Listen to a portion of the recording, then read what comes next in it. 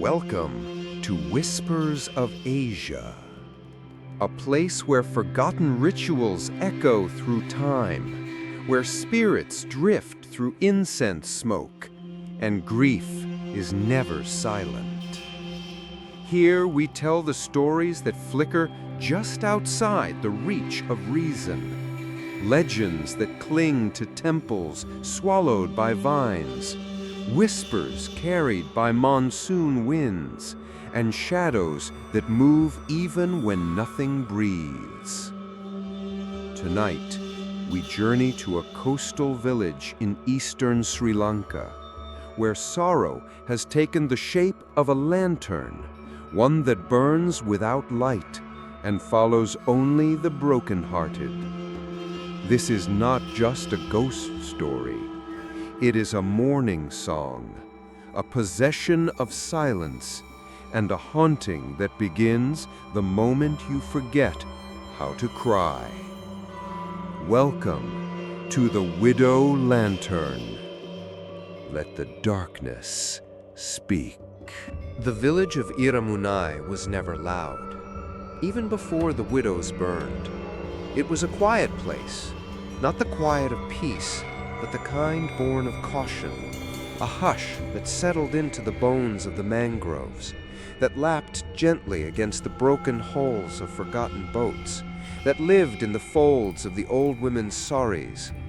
Generations had passed through its fog, its temples, its funerals, but no one truly left Iramunai. They either died or faded. And now, Anavi was back.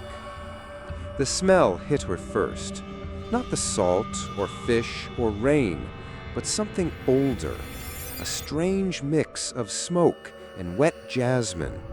It drifted from the marshes like breath from something asleep but dreaming. She paused on the narrow road, her suitcase wheels sinking slightly into the earth. Her mother's house stood a few steps away, bent like the old woman herself. The roof had bowed inward with time. The windows no longer pretended to be clean. And yet, there was a strange warmth to it, as if the house remembered her better than she remembered it. A stray dog crossed her path, thin, black, eyes like clouded marbles. It stopped for a heartbeat, sniffed the air, and moved on, uninterested. Anavi turned the rusted key. The door creaked like it hadn't been opened in years. Inside, the house smelled like turmeric and old grief. Her mother stood in the hallway, barefoot, frail, and unmoving. Her sari was neatly pleated, her hair tied in a bun too tight for the day's heat. But it was her eyes that startled Anavi, wide, glassy, and damp, like she'd just come from a funeral she hadn't wanted to leave. "You've brought her with you," the old woman said. Anavi blinked. "What?"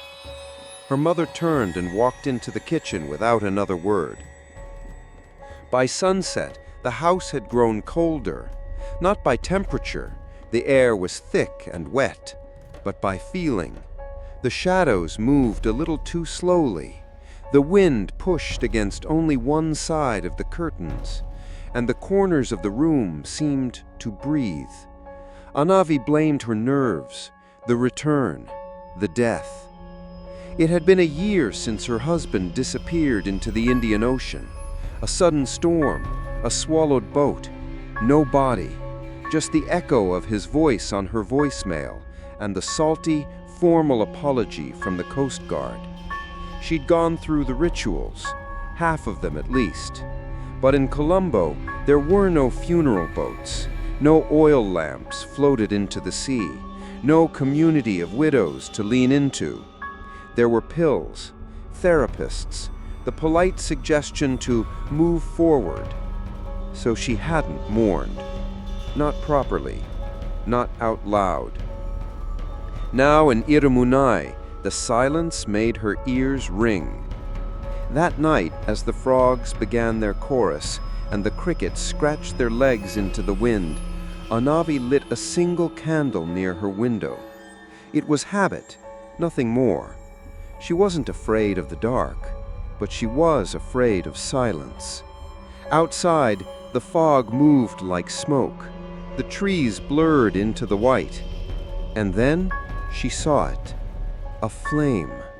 Small, pale, and wrong. It wasn't a torch or a lantern. It didn't flicker with heat or sway with the wind. It simply hovered, floating just above the dirt path. Not bright, not glowing, just there, like a thought you almost remembered. Anavi leaned closer to the window. The flame didn't move, but it wasn't still either. It shimmered in a way that made her stomach turn, like it wasn't made of fire at all, but of something pretending to be fire. She blinked. It was gone. The next morning, her mother placed a small bowl of rice at the doorstep. "For whom?" Anavi asked. The old woman didn't answer. She was humming an old widow's chant, one Anavi hadn't heard since she was a girl. It sounded like wind passing through reeds, low, trembling, and almost apologetic. "Amma," Anavi said gently, "what did you mean yesterday when you said, 'I brought her with me'?" The old woman paused mid-hum. "She follows those who forget to cry," she whispered, "especially the women." "Who?" The old woman turned, her eyes sharper now. "The lantern." Anavi's mouth dried. "You mean Alut Mana?" Her mother nodded once. It was a childhood ghost story, a thing the older girls whispered about at dusk, usually to scare each other. A widow's lantern that burned with no flame, a spirit born from the Navam tragedy when a ceremonial fire had gone wrong during the festival, and 12 women were burned alive.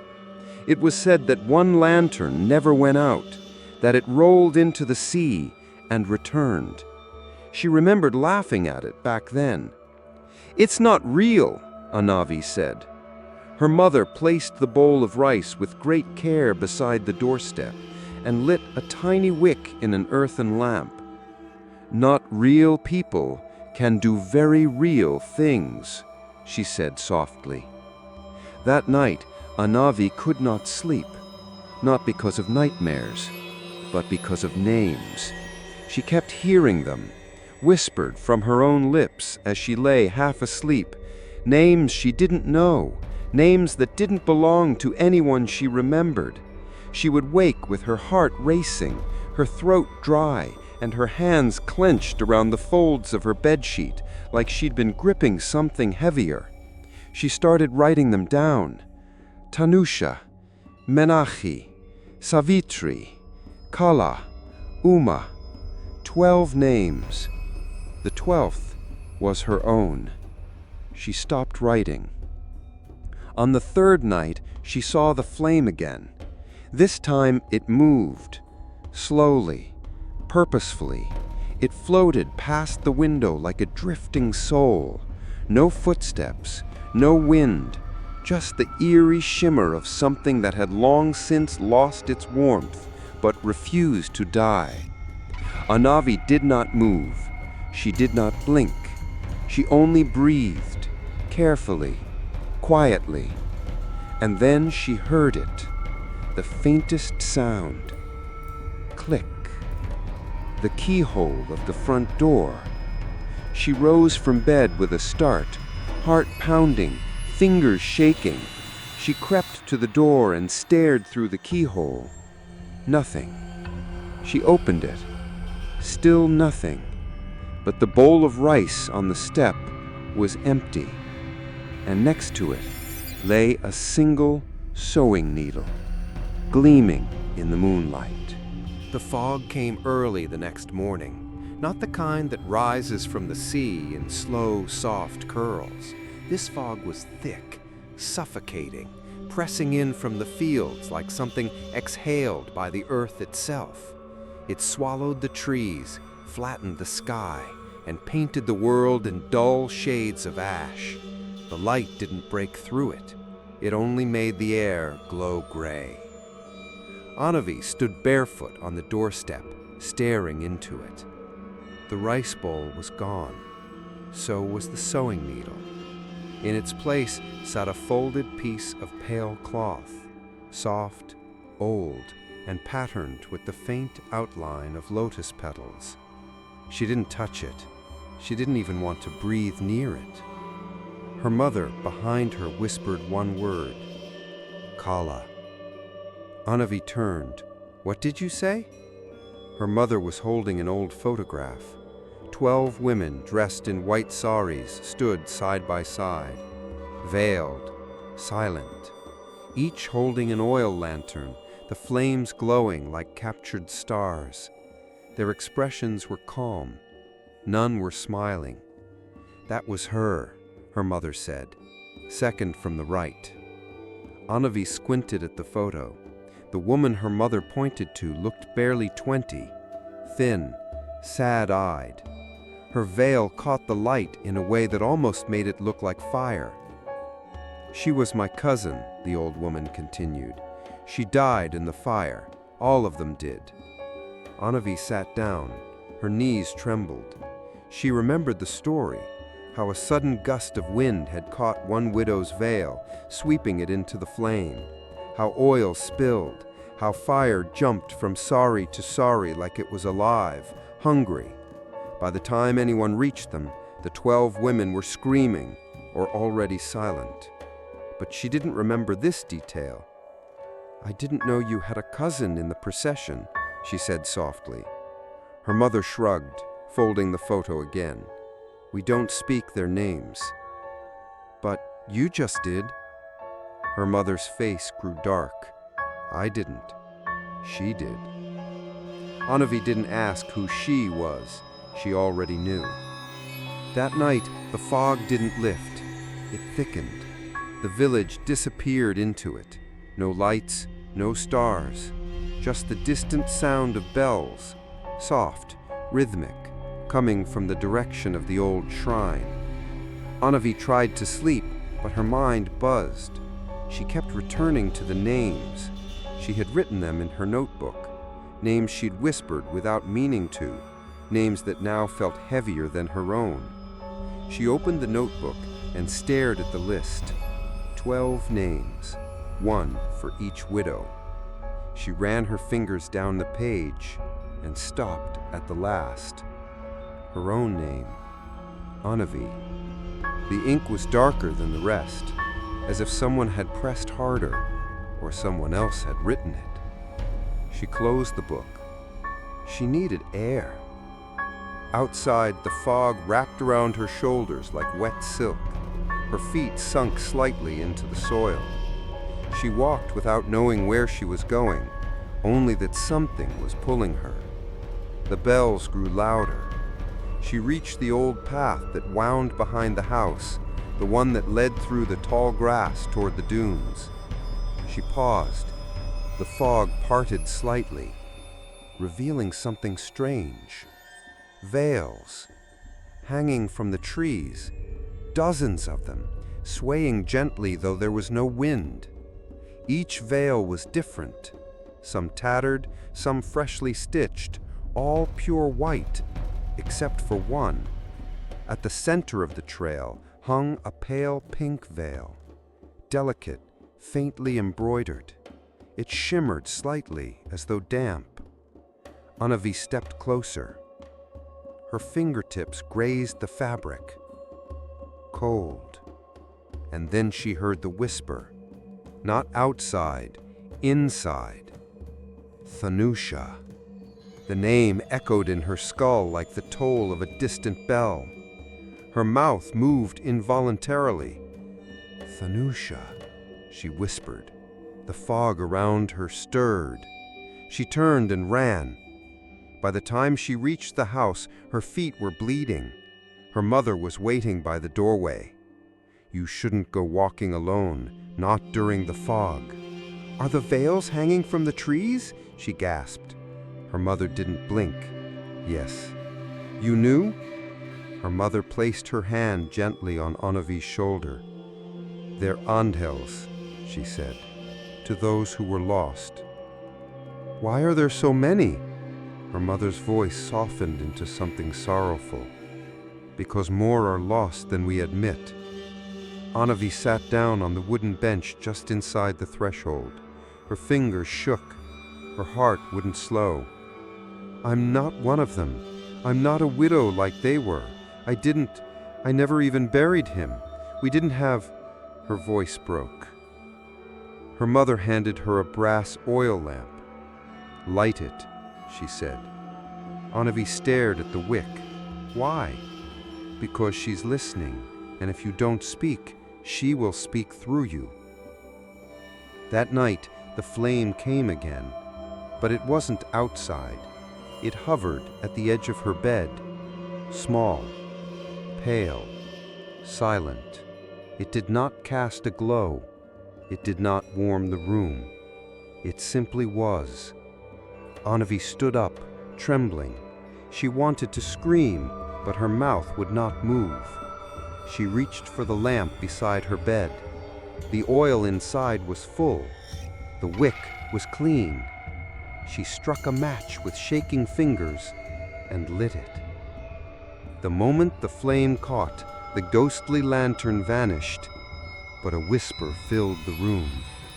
This time it wasn't a name, it was a lullaby, soft, Tamil, ancient, and Annavi remembered it, though she didn't know how. She hummed it back, note for note.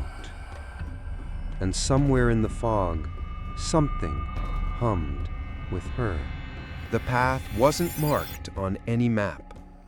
It twisted behind the shrine ruins, beneath overgrown banyan branches and through mangrove roots that curled like fingers grasping for breath.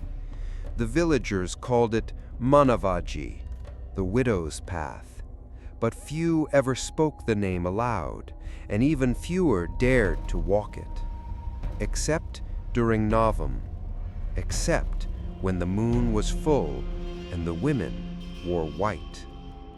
Annavi stood at its entrance in the fading light of late afternoon, clutching the oil lamp her mother had pressed into her hands. "She's waiting for you there," the old woman had whispered. Annavi didn't ask who. She already knew. She had felt her. In the fog, in the corners of the mirror, in the names that now came not in sleep, but while she was awake, surfacing like bubbles rising from deep water. She stepped onto the path. The air changed, denser, quieter, as though the trees were listening.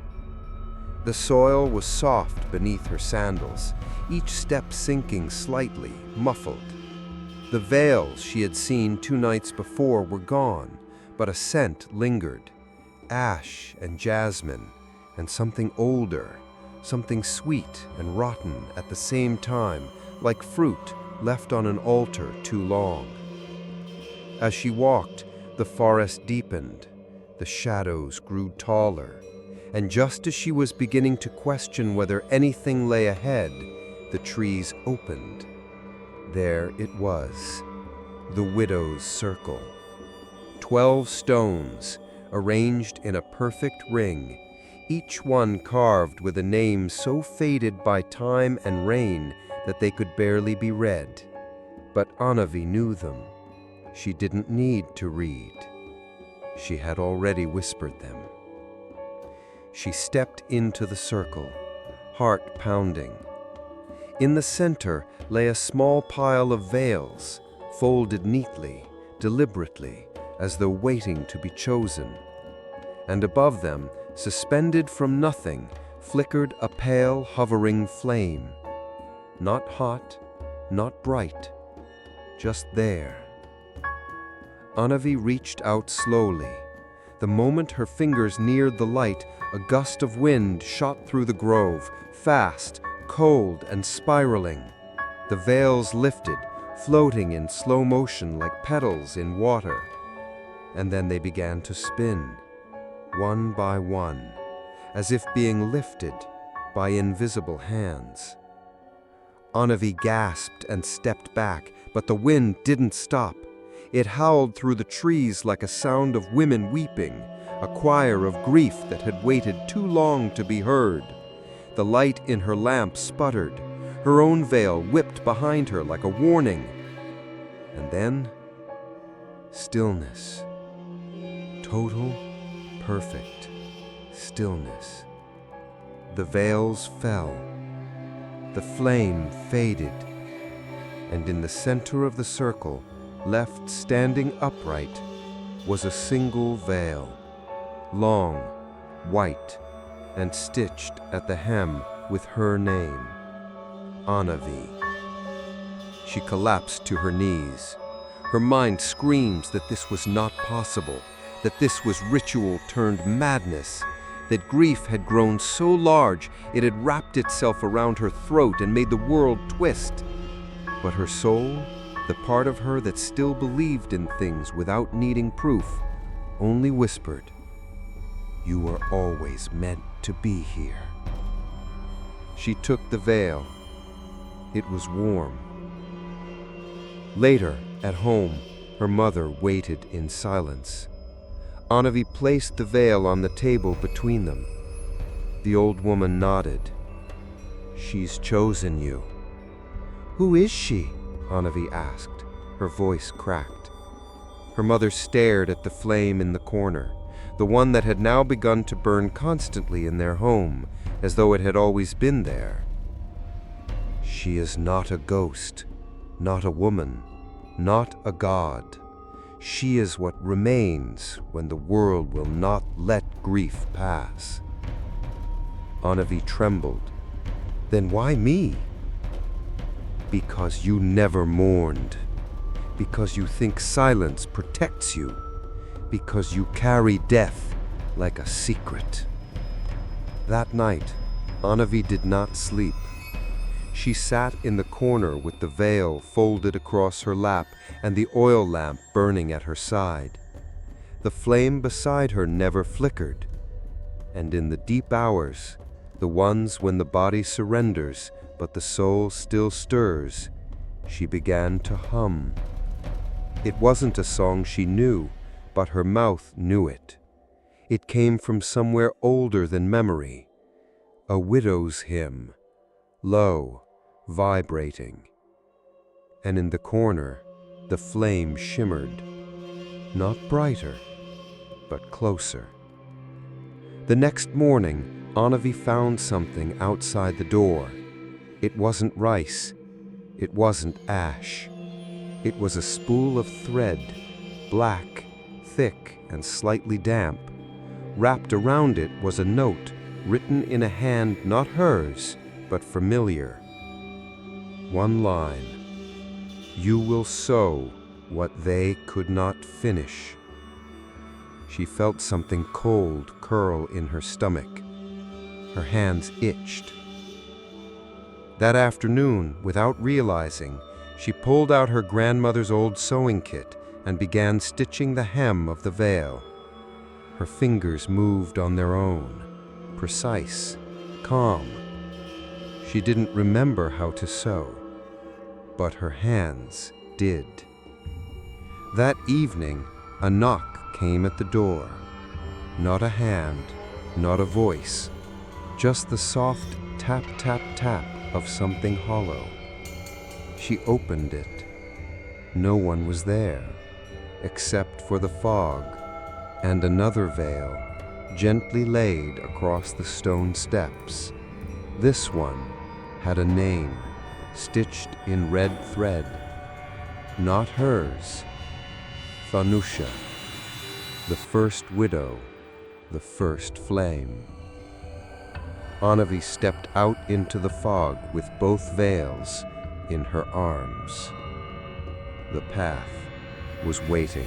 She dreamed of needles, dozens of them, floating mid-air, glinting like teeth, moving in perfect circles around her, weaving veils from smoke and hair and thread that shimmered like water. Each veil had a name sewn in before the cloth was even complete. Each stitch hummed as it pierced the fabric, like the sound of a prayer being whispered in reverse.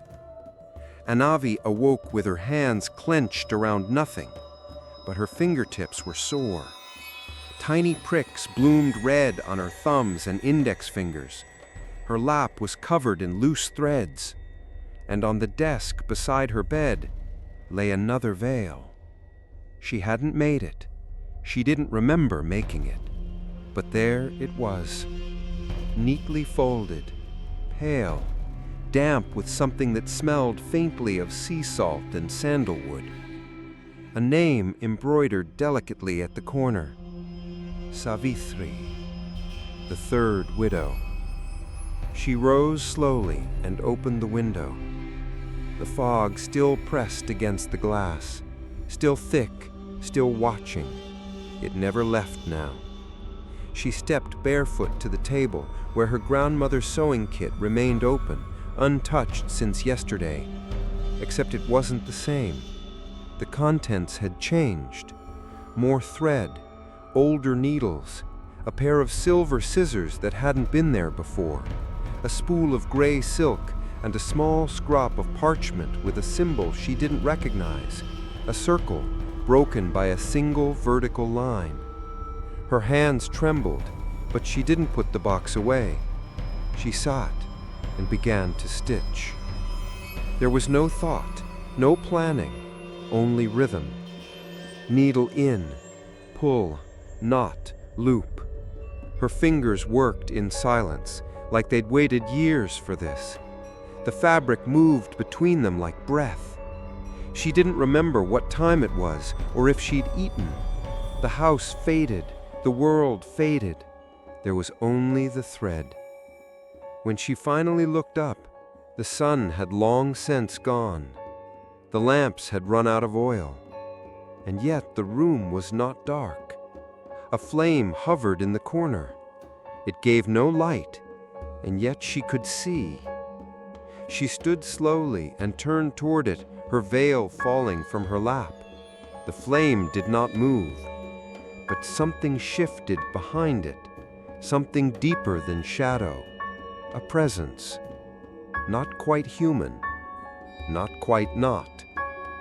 It didn't speak, but she heard a voice anyway, inside her. 3 have been named. Anavi didn't answer. She didn't need to.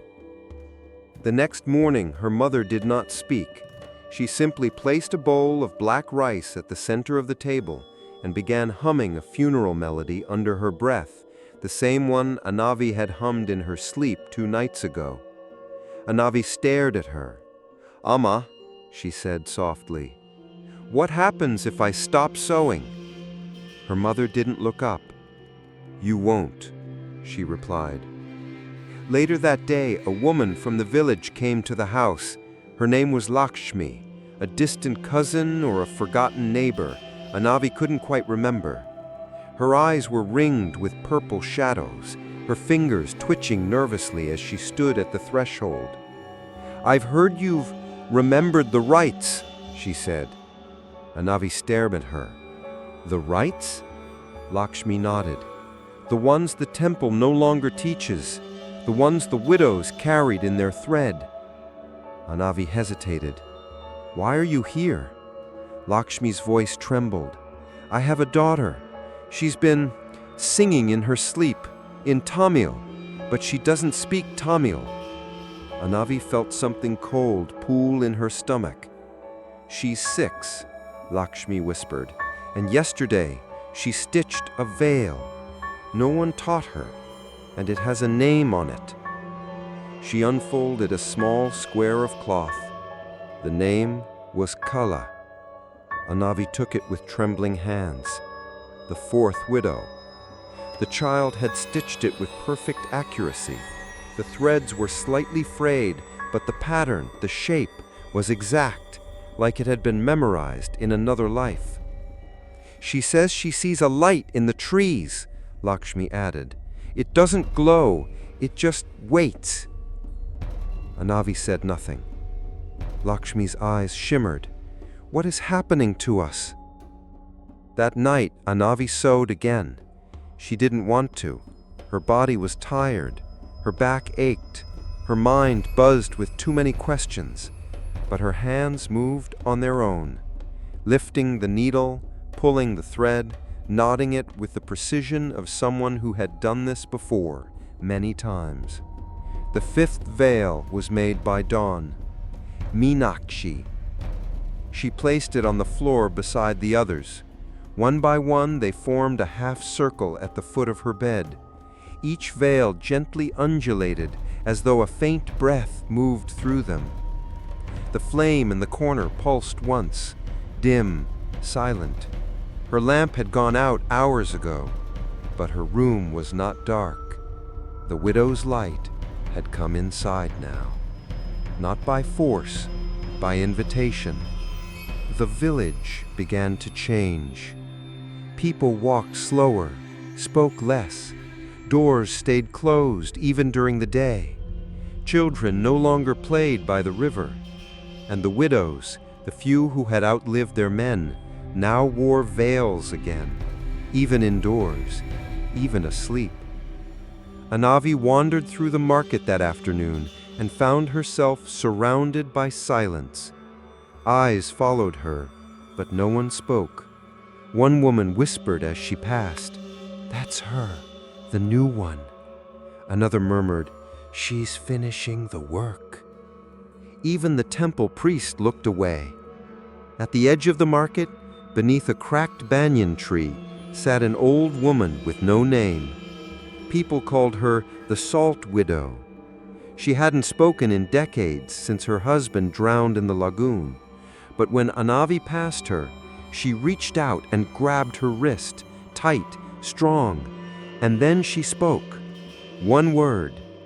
8! Anavi blinked. "What?" The woman's eyes rolled white. 8, she said again. Then she let go and went still, like a puppet with the strings cut. That evening, Anavi lit every lamp in the house. She poured oil into bowls that hadn't been used in years. She set flame to wick, wick to altar, altar to memory. She folded the 5 veils and placed them in a copper tray beside her bed, and waited. When the flame appeared this time, it hovered directly above her stitching hands, silent, watching. She closed her eyes and whispered the next name, Uma. The 6th. Outside, the fog swirled. At the doorstep, a child's voice sang a lullaby, off-key, too slow, full of sorrow. When Anavi opened the door, there was no one there. Only a 7th veil, unfinished, with her own initials embroidered in blood-red thread. He sat at the edge of the pier, fishing line coiled around one hand, the other resting on his knee like stone. His eyes were white, not clouded by age. They had been white since the day his sight vanished. The villagers called him Kurumalan, the blind one, but everyone knew better than to treat him like he couldn't see, because Kurumalan saw differently. He didn't respond to greetings. He never entered the market. He lived alone in a broken hut half sunken into the mangroves. But when the wind shifted and the fog swept down from the dunes, he always turned his head, always toward the lantern. Anavi had passed him many times growing up, always from a distance, always with a mixture of fear and curiosity. Now, as she stood at the end of the warped wooden path that led to his fishing spot, the fear felt quieter, less sharp, as though it had begun to respect her. She approached slowly, holding the 7th veil, the one with her initials, in both hands. "I need to ask you something," she said. Kurumalan didn't move. She stepped closer. "It's about the lantern, the one that doesn't light." Still no answer. She took a breath and knelt beside him, the wooden planks creaking under her weight. The sea slapped lazily at the posts beneath them. "I saw it," she whispered, "but it didn't come to me right away. It followed. It watched. Then it entered." Kurumalan's head turned slowly. His sightless eyes met her face. "You stitched her name, didn't you?" Anavi froze. He smiled faintly. "She only enters when her name is known, when sorrow opens the door from the inside." "Whose name?" Anavi asked, voice trembling. He raised a hand and pointed to the veil in her lap. "She has many, but only one matters." Anavi unfolded the cloth. Her initials glared up at her like a curse. "She is not a woman," he said quietly. "She is grief. Grief that stayed too long. It grew teeth. It grew a face. It grew hungry." Anavi felt a chill settle behind her ribs. "Did you see it?" she asked. Kurumalan turned back toward the sea. "Not with these," he said, tapping his eyes. "With the wound she left." Silence. Then he spoke again. "I was supposed to die in that fire." Anavi stared at him. "My sister was one of the 12. Kala. I tried to pull her from the flames. I failed.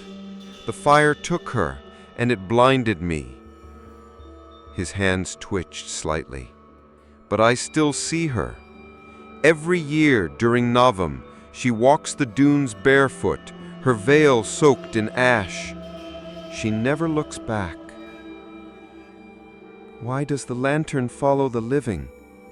she asked. "Because the dead can't carry it," he replied. She was quiet for a long time.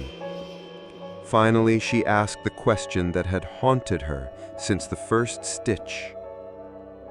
"What happens when the 12th veil is complete?" Kurumalan's lips moved like he was chewing the answer before releasing it. "She stops following." Anavi leaned forward. "She's released?" He shook his head slowly.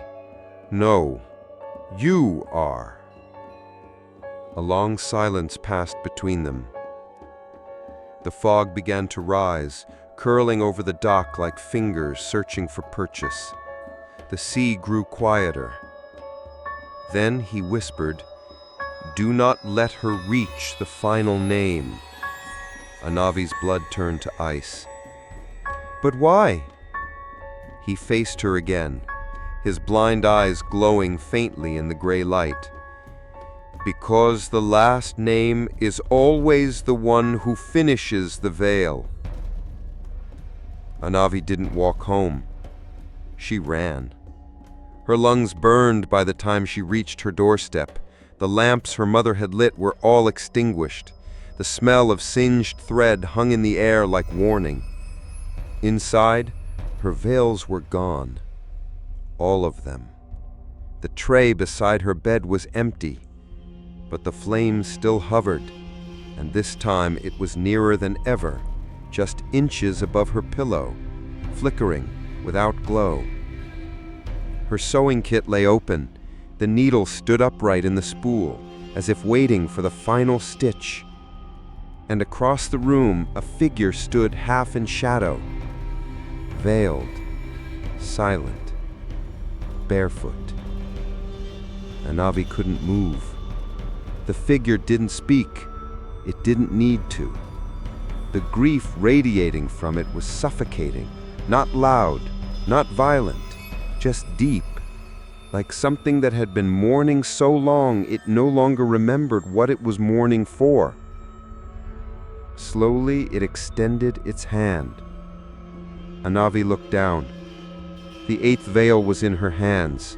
She didn't know when she'd picked it up. The name stitched into the corner was not hers, but she recognized it. Lakshmi, the woman with the daughter who stitched in her sleep. Anavi stepped backward. Her voice barely rose above a whisper. No, not her. The figure didn't move. Anavi looked again at the veil. The stitch was incomplete. Only 5 letters done. But her hand was already lifting the needle. She screamed. Inside, loudly. But her hand obeyed. As the needle pierced the cloth, the figure stepped back and disappeared. The flame vanished, and the lamps all flickered back to life. Anavi collapsed to the floor, sobbing, not from fear, from failure. She didn't sleep that night. She sat on the porch watching the fog. It never lifted anymore, and in its heart she saw lanterns, dozens of them, flickering faintly, like lost stars wandering the earth, each one searching, each one whispering a name. And inside her house, on the table, lay veil number 9, folded, waiting. By the 3rd week, silence had begun replacing conversation. No one knocked on doors anymore. No one called across fences. The market still opened, but barely. Eyes no longer met. Mouths stayed shut. It was as if the entire village had taken a vow of silence, one stitched shut by veils instead of words. And Anavi felt it all pressing against her ribs. She walked through Viramunai like someone visiting a cemetery where the bodies still breathed. The fog no longer came and went. It lived here now. It nested in the spaces between houses, lingered beneath roof beams, and hovered low in doorways. But what changed most of all were the homes. They weren't empty, but they had become hollow. She noticed it first at Lakshmi's house. The gate was open, though no one had opened it. The lights inside were lit, though no one had lit them. And the front step, a veil, folded, damp, a warm lantern beside it, flickering but giving off no glow. She knocked once, no answer. She pushed open the door. Inside, the house smelled of turmeric, salt, and wet fabric. Curtains drawn, floor swept. But something was wrong. On the table sat 2 bowls, one full of rice, one empty. Beside them, a spool of black thread and a child's bracelet. "Hello," Anavi whispered. No voice responded. Only the ticking of a wall clock that hadn't worked in years. She climbed the stairs slowly. Each step felt like it didn't want to be stepped on. Upstairs, Lakshmi's room was cold, not from weather, but from absence. The bed was made. A sari lay folded neatly on the chair, and on the pillow, where a head might have rested, was a needle, still wet with blood. Anavi didn't cry. She simply folded the veil, picked up the lantern, and left. She visited 4 more homes that day, each one the same, empty yet untouched, as if the women inside had simply stepped out for a moment and never returned. In each home she found a lantern, always warm, always flickering faintly, but never casting light. And in every one, a veil, each with a name she recognized, names she had whispered in sleep, names she had sown without knowing. Savitri, Uma, Kala, Meenakshi. Each one now had a home that was no longer a home, only a shrine. That night, she returned to her mother's house with 6 lanterns in her arms, She placed them gently in a half circle across the floor. The room grew darker, not brighter. The more lanterns she brought in, the dimmer everything became, like their warmth came at the cost of light. Her mother said nothing. She simply lit one more oil lamp and placed it in front of her daughter's feet. "This one," she said quietly, "is yours." Anavi stared at it. "No," she whispered, "I'm not ready." Her mother nodded once but said nothing else, just turned away and vanished into her room, where the door closed with a sound like breath being held. The next veil appeared before dawn, folded, clean, sewn with delicate fingers. Name 10, Jayalakshmi. Anavi stared at it for an hour. She knew the name, a widow who lived near the old temple. She hadn't seen her in weeks. She didn't need to. The veil meant she was gone. She placed it with the others. They now formed a circle of grief around her bed, not unlike the widow's path in the forest. 12 stones, 12 veils. It was always meant to be 12. She now had 10. Only 2 remained, and she knew one of them was her. That evening, a group of children passed by her window. They walked in silence, each carrying a thread in their fingers, some red, some white, some gold. They weren't playing, they weren't laughing, they were weaving. From one child's hand to the next, they passed the thread, twisting it into loops and knots. Anavi rushed outside.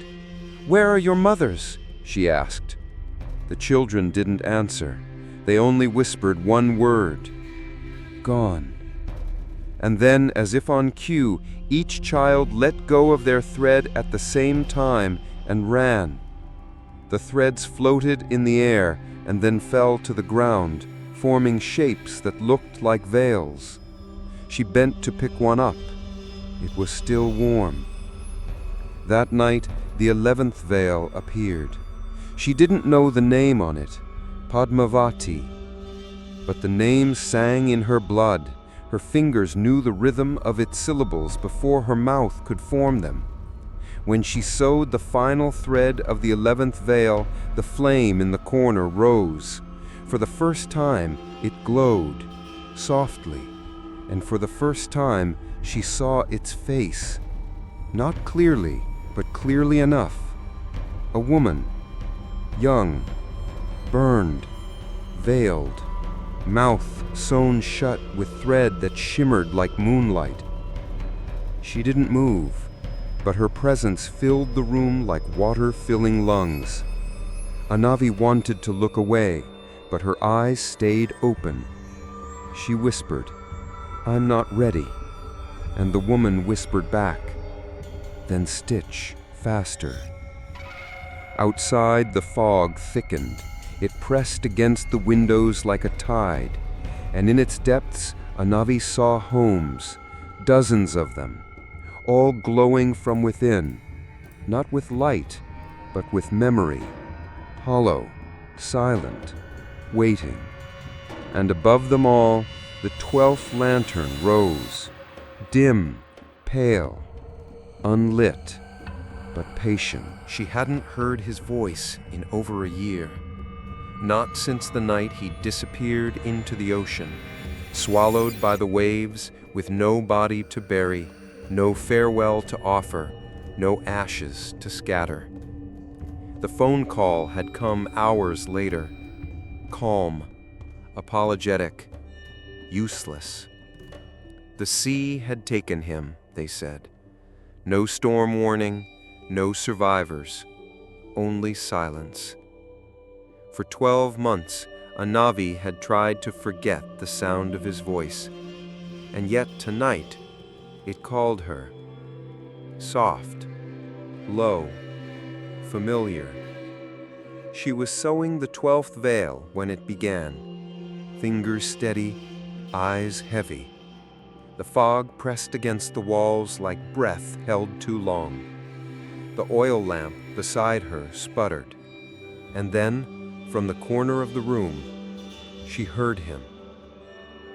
Anavi. She froze. Her head turned slowly toward the voice. The needle trembled between her fingers. Come here, love. It wasn't a memory. It wasn't a dream. It was him. She stood. Her legs moved without command. Each step felt like sinking into a memory. The hallway stretched, darkened, narrowed. At the end, her bedroom door creaked open on its own. Inside, only moonlight. And him. Not fully formed. A shimmer of shape. A suggestion of shoulders. A voice wrapped in shadow. I've been waiting, he whispered. She fell to her knees. Tears ran hot down her cheeks before she knew she was crying. You're not real. You're not... I never left, he said. She shook her head. You died. The figure moved closer. The scent of salt and sandalwood filled the air. No, I drowned, he said. But grief pulls harder than the tide, and yours never let me go. Her breath hitched. I searched for you, she whispered. I know. I lit the lamp. I sewed the veils. I followed the path. And now you've opened the last door. She looked up at him. What does that mean? The shape began to fade, his voice thinning like mist. She needed someone who knew the pain of silence, someone who mourned with their mouth shut, someone like you. She reached out, but her fingers passed through him like fog. Don't go, she pleaded. Please, don't. But the room emptied. Only the veil remained, folded at her feet, soaked with tears, and the final name was almost finished. The next morning, Anavi woke with thread tangled in her fingers. Her pillow was damp. The oil lamp had burned itself dry, but the voice still lingered, not as sound, as absence. Everything now reminded her of him. The shape of the spoon on the table, the sound of rain against the window, the way the fog curled through the door cracks like the hem of a sari in motion. The grief was different now, sharper, hungrier, and it had learned to speak. That afternoon, she began writing letters, one to her husband, one to herself, one to the woman in the flame. Each letter was incomplete. She didn't know what to say. She only knew she had to say something, or she would disappear like the others, not in body, but in spirit. I loved you, she wrote, but I didn't know how to grieve you. She folded the letter and slid it beneath her pillow. That night, the voice returned. This time, it sang. Not a song she recognized, but one her bones did. A lullaby, half forgotten, half remembered, made of tides and thread and veils that never stopped moving. She sang with it, softly, wordlessly, and the lantern above her bed pulsed once, then again. In the middle of the night, she woke to find the final veil in her lap. She hadn't finished it, but someone had. The name was complete, and stitched in dark crimson thread was her own name, Anavi. She dropped it, stumbled backward. No, no, no! she whispered. "It wasn't supposed to be—" The room flickered. The lantern circling her bed began to tremble, and from the mirror across the room she saw the 12th widow, standing behind her, veiled, still, hands stitched shut. But the eyes, they were hers. She screamed. No sound came out. The mirror cracked down the center. The veil on the floor caught fire without heat. It burned without flame. It crumbled without smoke. And in its ashes, a single black thread remained, floating, waiting. She picked it up, and the voice whispered again, not her husband this time, but herself. "You have mourned enough."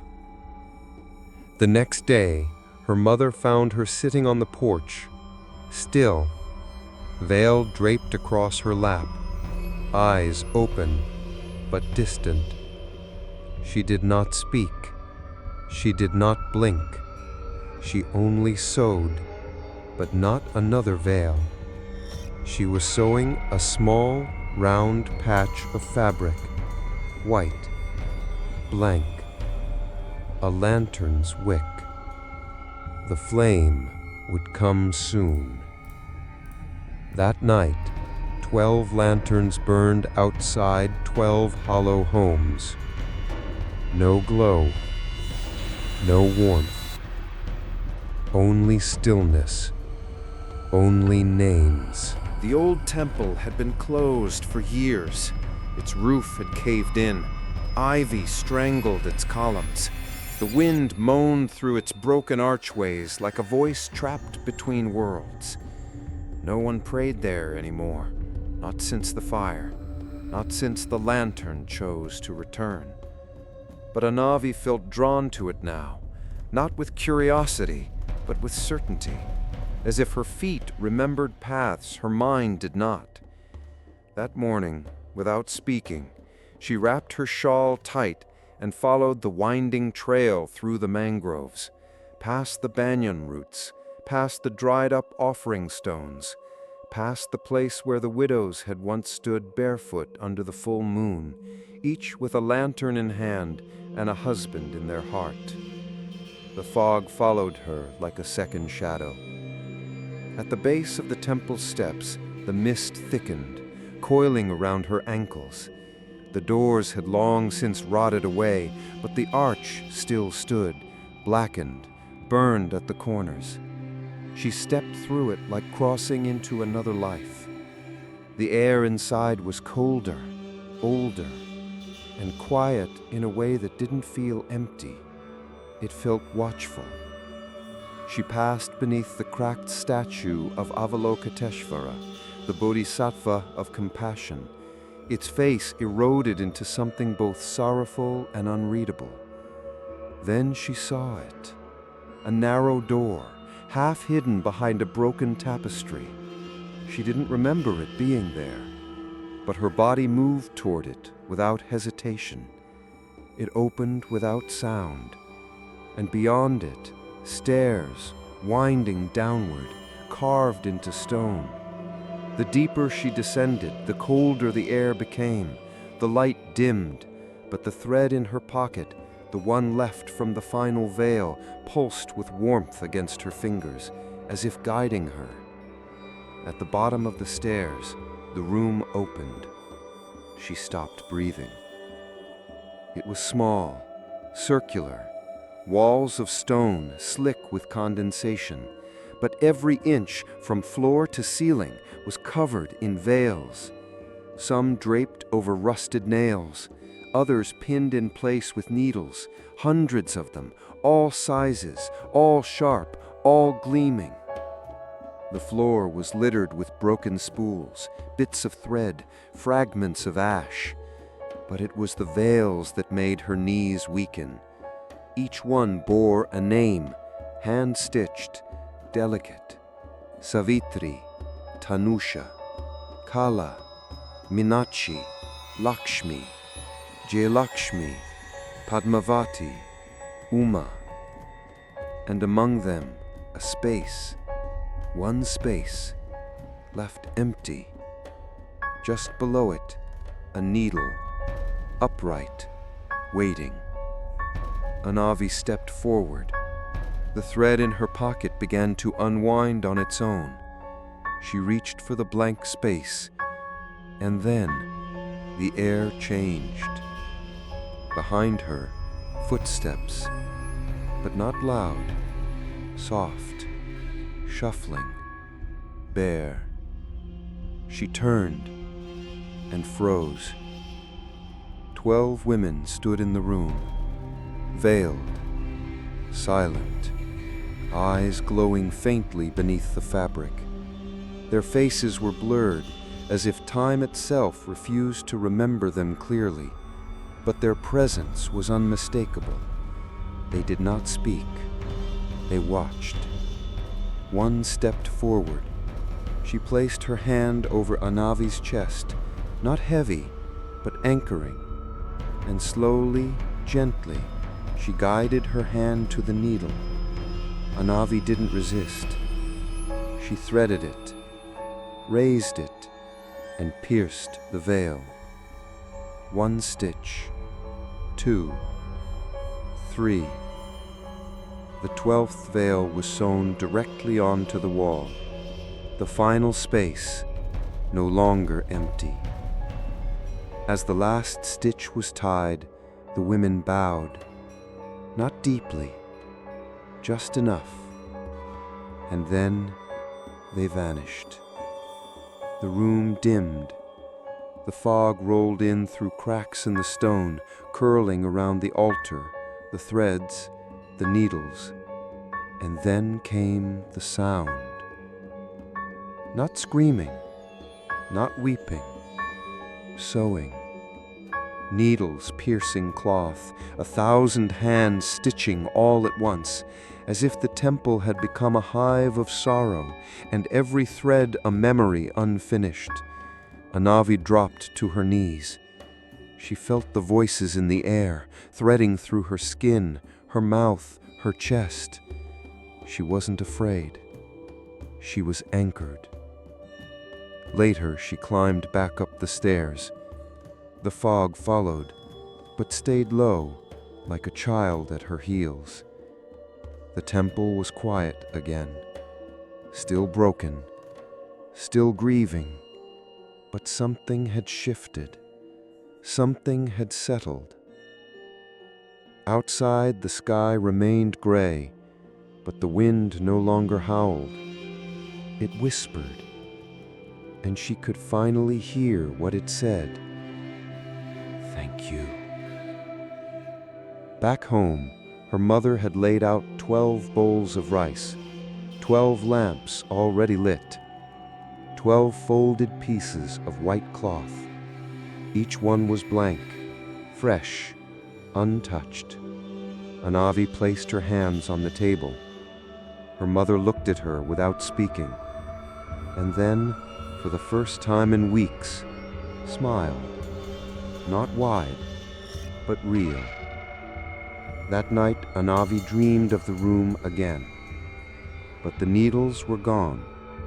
The veils danced tenthly in an unseen breeze, and where the final veil had been sewn, hers, there now bloomed a small red lotus.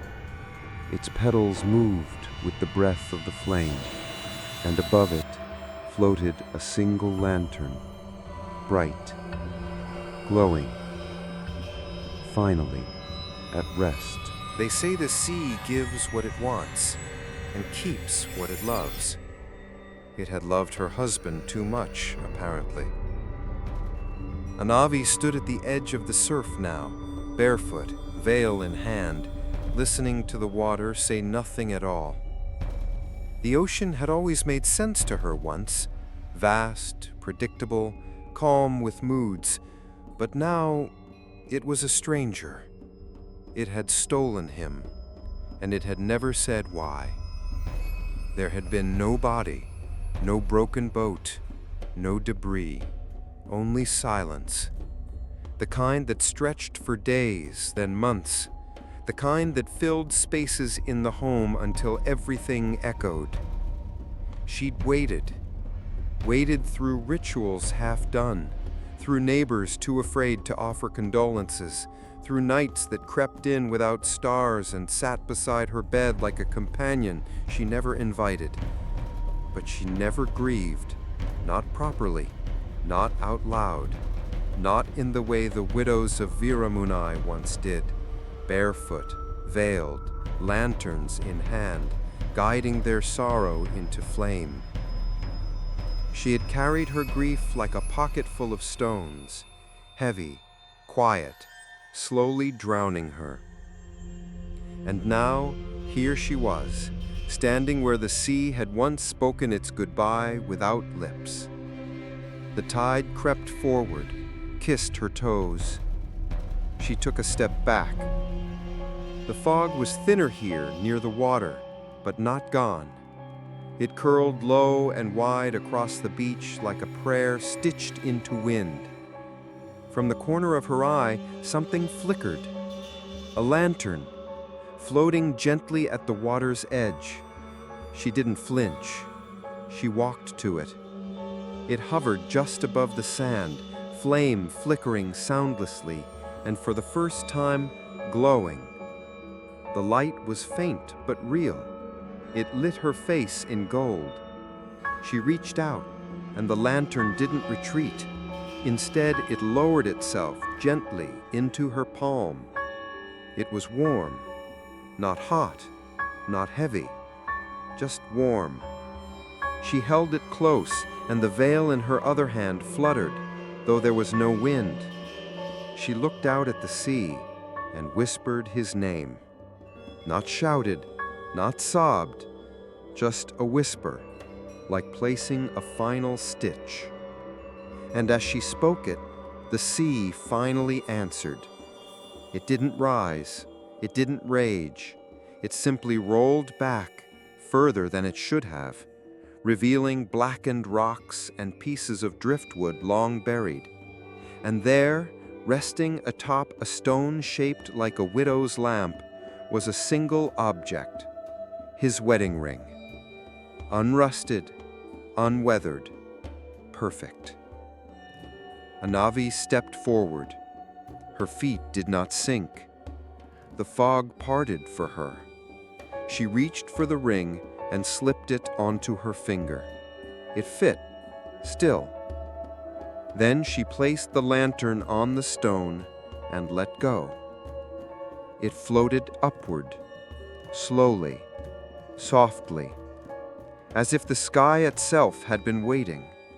And when it rose above her head, it flickered once and vanished. But the light did not. It stayed inside her, small, steady, silent.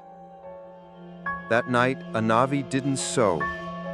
She sat on the porch, veil folded across her lap, and watched the stars return to the sky one by one, like memories finally brave enough to come home.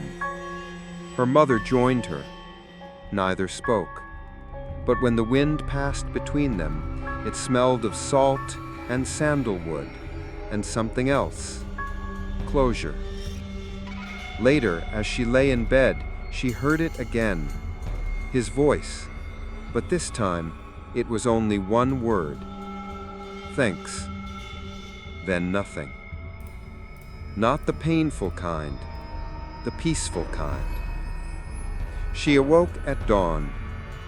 The lamp beside her bed had gone out, but the room was filled with morning light. For the first time in weeks, she didn't reach for thread. Viramunai had stopped celebrating Nawam decades ago. The fire had taken that right from them. After the procession of widows burned, the temple closed its gates. The bells were silenced, the oil lamps stored away, dusty and untouched. The festival was swallowed by superstition and sorrow, replaced with quiet prayers muttered behind closed doors. But this year, something was different. The village felt it before anyone said it aloud. The fog moved slower, the night air held its breath, and somewhere deep in the mangroves, drums began to beat. Not loudly, not joyfully, soft, steady, ritualistic. The kind of sound meant to wake bones, not bodies. Anavi heard them first from her porch. She stood barefoot in the dark, veil around her shoulders, and listened. The rhythm was familiar, not from memory, but from stitching. The needle had moved to this beat. Every veil, every name, she had sewn in time with it, without realizing. She looked down the road. Lanterns floated there, dim, warm, silent. They did not glow outward, but they pulsed softly, like hearts made of firelight. One by one, doors opened. Women stepped out. Not children, not men, only widows. Some young, some ancient, some neither. All veiled, all silent, all carrying lanterns with no handles. Anavi understood immediately. This was not a return of Noam. This was not a festival for the living. This was the completion of something unfinished, and she had been chosen to walk in the center.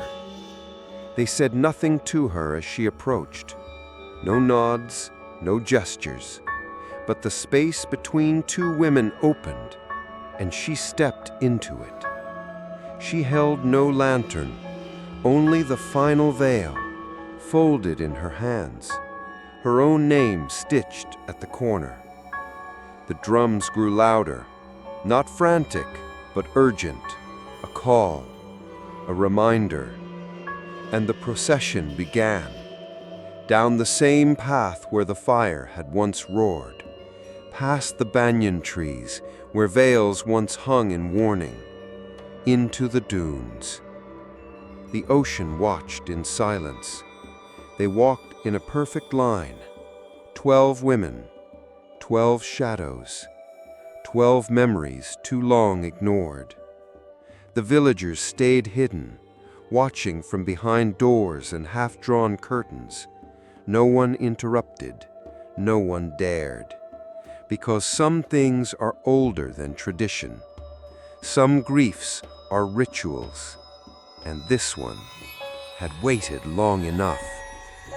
As they reached the edge of the water, the drums stopped, the fog parted, and a small fire appeared at the center of the sand, unlit but ready. Anavi stepped forward. She knelt before the fire pit, laid the veil upon the ashes, and waited. One by one, the other widows placed their lanterns in a circle around her. Each one flickered softly, each one dimmed, until only the center remained, her veil, still white, still whole, still unburned. Anavi reached for the small matchbox tucked into the folds of her sari. She struck a flame, held it to the edge of the veil, but it did not burn. It absorbed the flame, drank it, and began to glow from within. The fabric turned gold, then red, then lightless, and the fire caught, not from the match, but from the grief sewn into the name. The flames rose high, not hot, but tall, twisting into forms that almost looked like people. 12, then 13, then none. When the fire died, the sand was smooth. No ashes, no cloth, no footprints. The lanterns were gone. The women had vanished, and Anavi stood alone at the shoreline, the sea whispering thanks she could not understand. Somewhere far behind her, A bell rang once, the first in decades. Nawam had not returned, but something older had been made whole. That night, Viramunai slept without fear. No fog, no footsteps, only silence. But a softer one that wrapped around the village like a lullaby instead of a warning. And a Navi, for the first time, dreamed not of veils, but of stars. The fire had consumed everything. The veils, the names, the waiting. But one thing remained: the flame. It should have vanished with the others, like the final stitch sealed in smoke. But instead it followed Anavi home, not as a ghost, not as grief, but as something unfinished. It hovered behind her as she walked through the dunes, silent, pale, unchanged, not warm, not cold, just there. No longer part of a lantern, no longer bound to a veil, just a flame suspended in the air like memory caught mid-breath. She didn't speak of it to her mother. She didn't need to. The old woman looked at her daughter as she stepped over the threshold and simply said, "Some fires don't burn to destroy. They burn to remind." Anavi set the flame on the wooden table. No oil lamp, no wick. It needed none. It hovered just above the surface, steady, without flicker. The room didn't brighten, but the shadows receded, as if in respect. That night, Anavi dreamed again, but not of veils. She dreamed of the 12 women, veiled, faceless, floating in a circle of salt. Their hands were unbound, their mouths no longer sewn shut, and in the center of them stood herself, barefoot, eyes glowing, holding the flame cupped in both palms. They looked at her not with sorrow, but with recognition. And when she woke, the flame still burned. She began to notice things. The mirrors no longer held her reflection. Instead, she saw glimpses, quick flickers of other women, other faces, other rooms. A tear falling down a cheek that wasn't hers. A sari unwrapping slowly in the wind. A hand pressing a veil to a coffin she didn't remember. The grief was no longer hers alone. It had become shared, and the flame, ever present, pulsed each time one of those images passed, like a heartbeat. On the third morning after the festival, she stepped outside and found footprints in the dew. Not bare, not human, veil-shaped, elongated, weightless. They circled the house, entered no door, knocked on no wall. They simply lingered. She followed them past the well, past the banyan grove, into the old rice fields now overgrown and damp. And there, at the center of a ring of reeds, she found it. The 13th veil. Unburnt, untouched, unstitched. She reached for it slowly, gently. And the moment her fingers brushed the fabric, the flame beside her flared. Not dangerously, but urgently. She carried the veil home in silence. She placed it on the floor beneath the hovering flame. It did not catch fire, but it watched, waited, invited. Anavi sat before it. Her hands trembled not with fear, but with knowing. There was one more name, one that had never been sown, one that could not be spoken. only accepted. She threaded the needle and let the flame guide her fingers. The letters formed slowly, not in Tamil, not in English, but in a shape she had only ever seen in her sleep, curved like smoke, slender like sorrow, and whole like healing. When she tied the final knot, the veil pulsed and the flame lowered until it rested directly on the stitched name. It didn't burn. It merged. Veil and fire, grief and light, wound and ritual, all one. Her mother entered the room and saw what had happened. She said nothing. She only knelt beside Anavi, and together they whispered a prayer that had no words, only breath. That night, the flame was gone, but the house glowed gently from within. The lanterns at the doorstep flickered once more, and then faded. The fog did not return, and the air smelled not of ash, but of wet jasmine.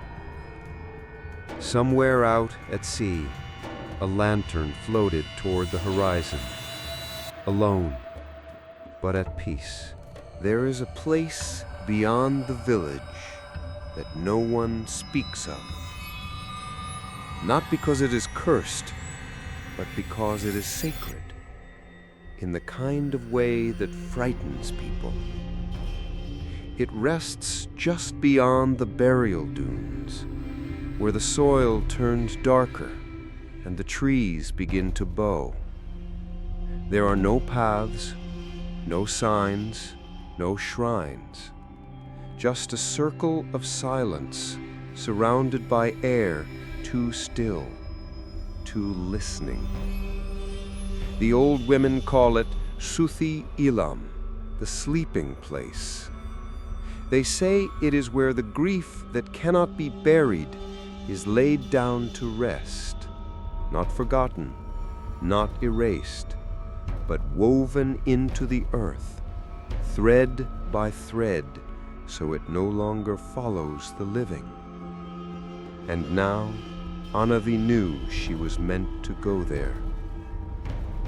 Not because someone told her, because the 13th veil was growing heavier in her hands, and the flame that once hovered above it now flickered within it, a soft inner light, like memory remembered not through pain, but through reverence. She left at dawn, before the crows began their chorus, before the rooster remembered its role. The fog did not follow her this time. It parted, respectfully. She walked past the mangroves, past the last stone marker, and into the brush where the wind changed direction. The deeper she moved, the quieter that became. Her heartbeat slowed to match the breath of the trees. And then she felt it, the edge of the place. It wasn't marked, but her body knew. Her steps grew slower, her feet more deliberate. She passed beneath low-hanging branches woven with spider silk and dew. And finally, the woods opened, a clearing, a hollow, the sleeping place. It was smaller than she'd imagined, a circle of land softened by time. No grass, no stones, just soil dark as tea leaves, scattered with threads, black ones, red, gold, some woven together, some frayed at the ends. They moved faintly, as if stirred by the breath of the earth below. And above them, in a spiral pattern, floated veils. Hundreds. Suspended mid-air as though hung on strings only the dead could see. They did not flutter. They rested. Still. Peaceful. As though their purpose had been completed and now they simply existed.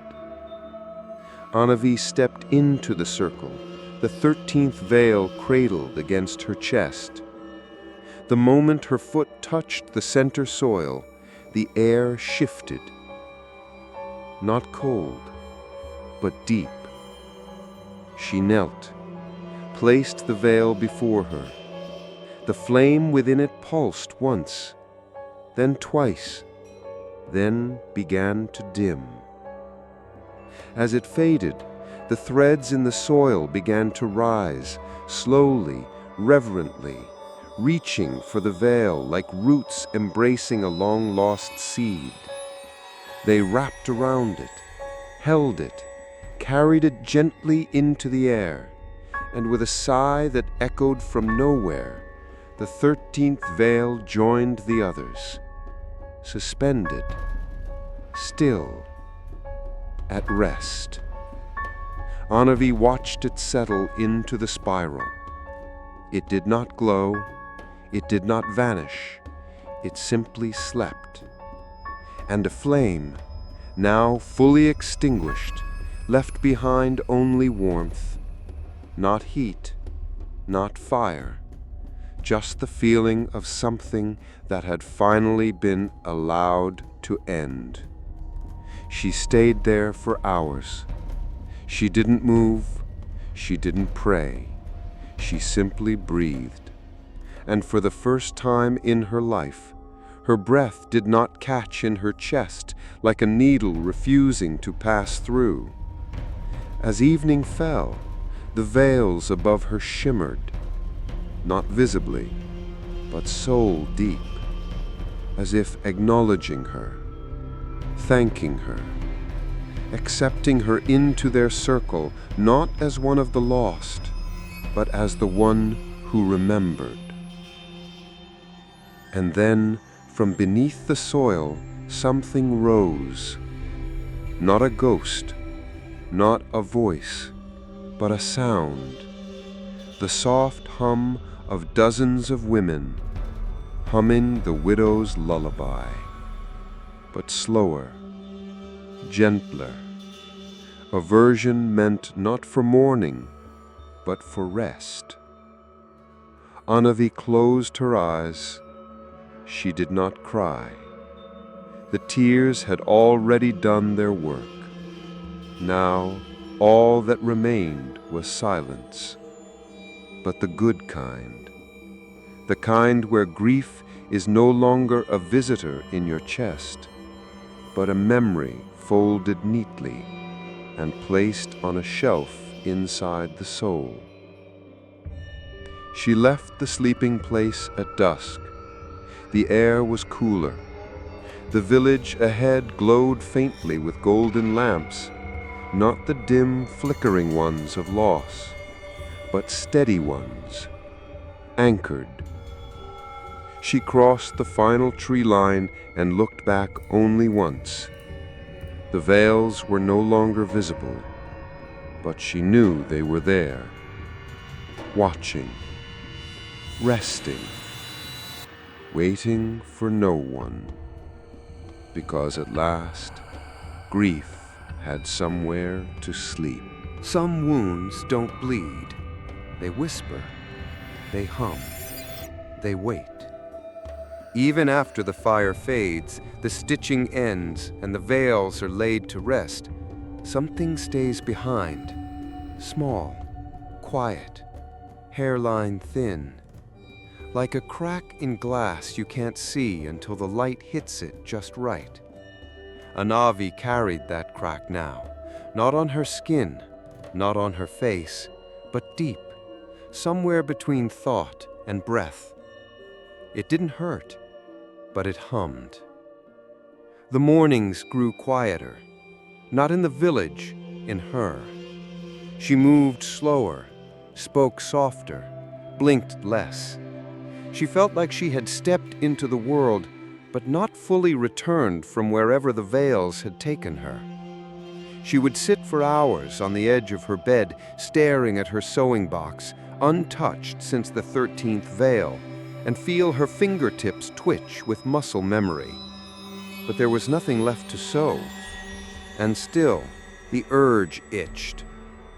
One morning she awoke to find thread wrapped around her wrists, black silk, unknotted, delicate. She hadn't touched the spool in days. Her mother began to watch her more closely, not with fear, but with recognition. "You're holding it in," she said one afternoon. Anavi was in the kitchen, cutting turmeric roots that crumbled too easily. "Holding what?" she asked. Her mother didn't answer at first. She stared at the chopping board like it might split open and reveal truth. Then she said, "The flame didn't leave, Anavi. It just moved inside you." That night, Anavi awoke to find blood on her pillow, a small trickle from her ear. No pain, just dampness. She sat up slowly. The room was still. Her lamp had burned low.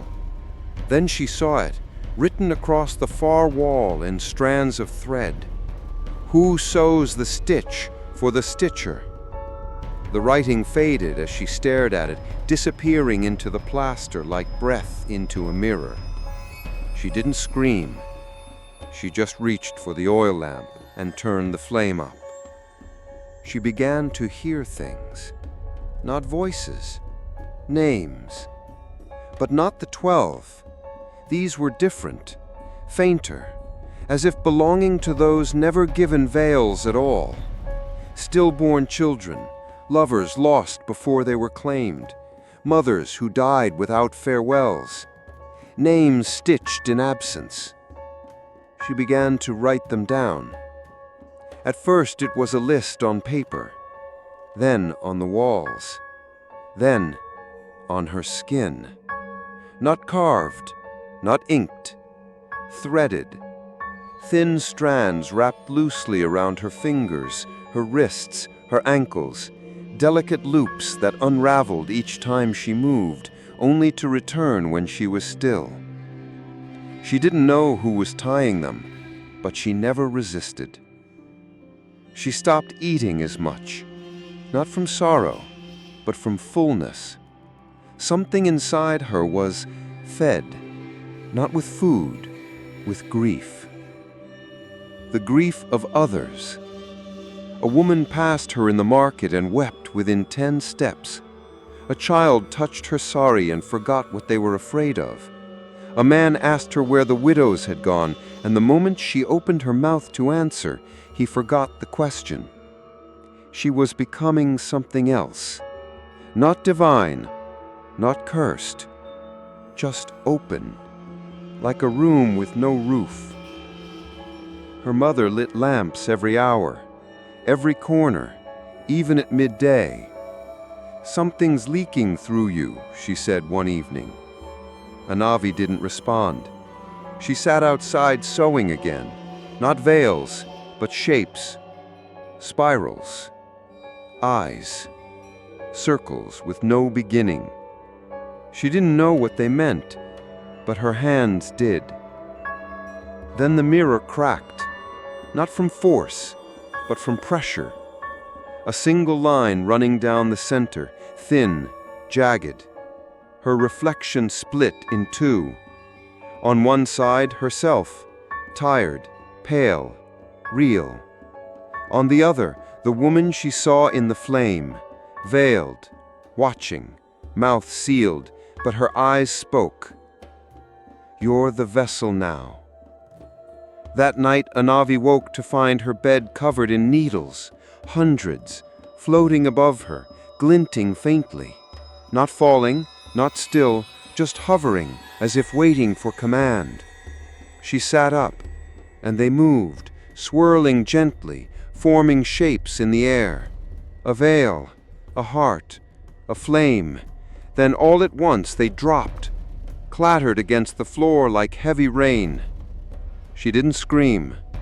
She only wept, silently, softly, and as the tears reached the floor, the needles began to dissolve, one by one, until the room was still, and the crack inside her widened just enough for something to enter. She lay back in bed, pulled the blanket over her chest, and whispered a name she did not recognize. Then another, and another, until she slept, not peacefully, but honestly, because now grief had found its way inside, and it would not leave until it finished its work.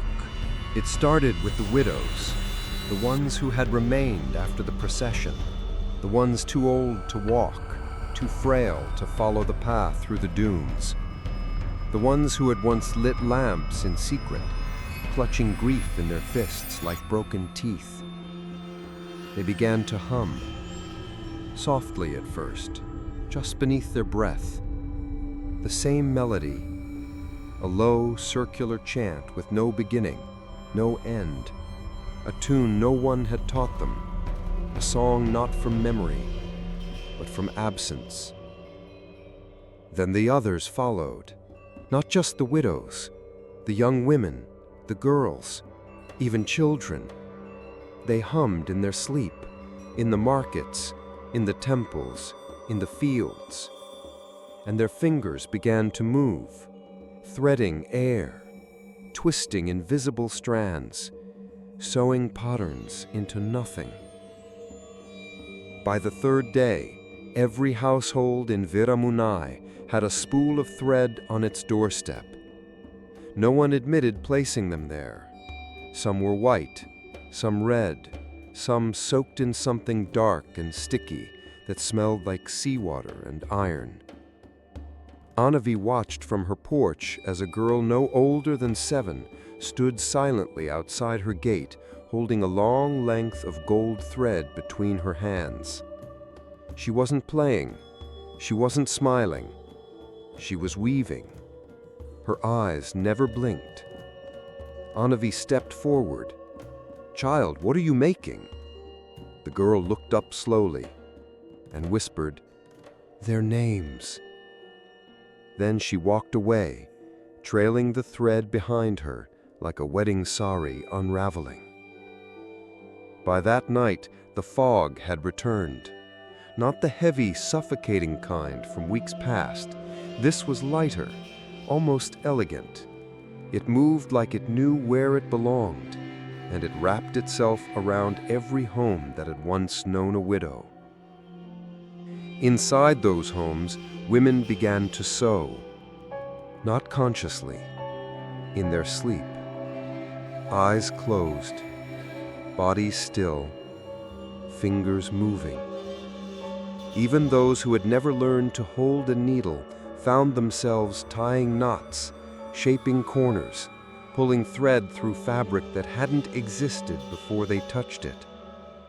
And when morning came, they remembered nothing, only that their hands hurt and their hearts felt lighter. Anavi knew what it meant. The veil work had spread. It had never belonged to her alone. She was only the first to reopen the wound. Now the village was bleeding the way it always needed to, not with pain, but with release. She visited the temple again. The door was open this time. No key, no lock, no resistance. Inside, the cracked statue had been washed clean. Someone had swept the floors, burned sandalwood, laid rice across the altar in a perfect spiral. And from the rafters, veils, dozens more. Not the ones she had stitched, new ones, different names, unknown names, but each veil pulsed faintly, like breath, like memory, like forgiveness. A young woman stood beneath them, veiled, still.